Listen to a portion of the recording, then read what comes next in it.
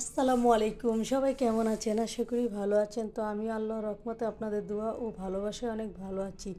তো সবুজে শ্যামলে ভরা আমাদের গ্রাম, তো গ্রামে বেড়াতে আসছি। তো আমাদের ছোট্ট একটা জমি আছে, তো এখানে গেলাম, মানে সবজির বাগান আর কি। তো এখানে এটা মেষ্টা পাতা বলি আমরা। মেষ্টা ফল ধরে, তো মেষ্টা ফল এখনও ধরেনি। তো মেষ্টা গাছটা দেখুন কত সুন্দর, পাতাগুলো দিয়েও ভর্তা বানাতে অনেক মজা।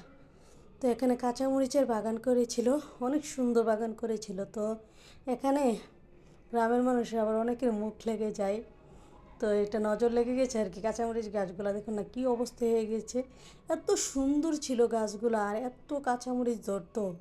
এটা হঠাৎ করেই মনে হয় কোনো নজরই লেগেছে মরিচগুলো, একদম গাছগুলো একদম কুকড়ে গিয়েছে, নষ্ট হয়ে গেছে, মরিচ আর ধরছে না নতুন করে।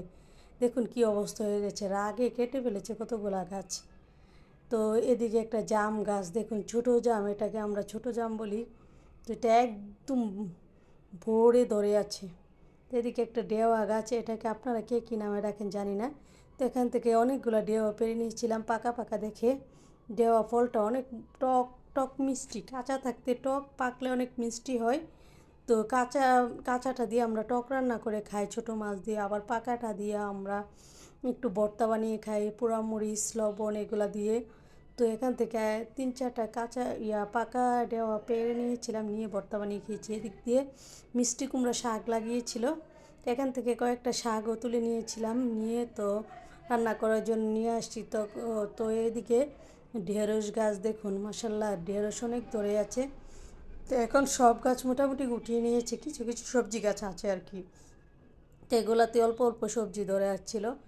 আর নিজেদের বাগান বলে কথা, কত সুন্দর দেখুন। এদিকে পুঁই শাক কত সুন্দর, শহরে আমরা কত দাম দিয়ে পুঁই শাক খেয়েও এত সুন্দর হয় না, আর এখানে দেখুন কিভাবে পুঁই শাক হয়ে আছে, খাওয়ার মানুষ নেই। তো আমরা এখন শহর থেকে এসেছি, তো খাবো আর কি এখান থেকে নিয়ে নিয়ে সবজিগুলা। তো অনেক রকমের সবজি ছিল, আমি সবগুলো ভিডিও করতে পারিনি, শর্টকাটে আমি আসলে ডেওয়া ফল আনতে গিয়েছিলাম, তো তাই অল্প অল্প ভিডিও করে নিয়েছিলাম আর কি।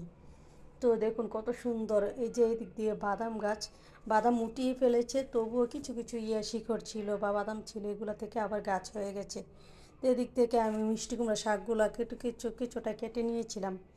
তো মিষ্টি কুমড়া শাক একদম নরম, ডগাগুলো আমি কেটে নিয়েছিলাম, এগুলা দিয়ে একটু চিংড়ি মাছ দিয়ে ঝোল করে খাবো। এটা আবার আমাদের বাসায় সবাই পছন্দ করে। তো দেওয়া ফলটা আমি ভালোভাবে করে নিয়েছিলাম, একদম গাছ পাকা ছিল। তো এটা থেকে আমি কিছুটা ছিলে একটু ভর্তা করে নেব, ভর্তা খেতে ইচ্ছে করছিল। তো এখন কিছুটা ছিলে নিচ্ছি, ছিলে নিয়ে একবার গাছ পাকা, তো একদিকে নরম একদিকে আবার একটু শক্ত।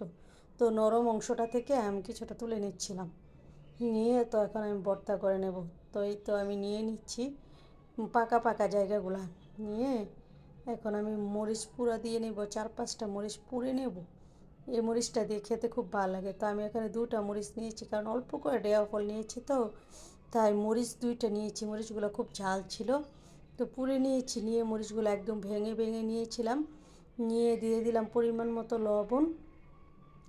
লবণ দিয়ে তো একটু টক মিষ্টি ছিল ফলটা, মানে একদিন রাখলে একদম মজে যেত, একদম পুরোপুরি মিষ্টি হয়ে যেত। তো এখন একটু টক মিষ্টি দেখে আমি একটু চিনিও দিয়েছি, কারণ বাচ্চারাও খাবে, তো ওরা তো তেমন টকটা খেতে পছন্দ করে না, তাই একটু চিনিও দিয়েছিলাম। দিয়ে ভর্তাটা মাখিয়ে তো আমি নিজেই খেয়ে নিচ্ছিলাম একটু আগে, এত মজা হয়েছিল ভর্তাটা কী বলবো।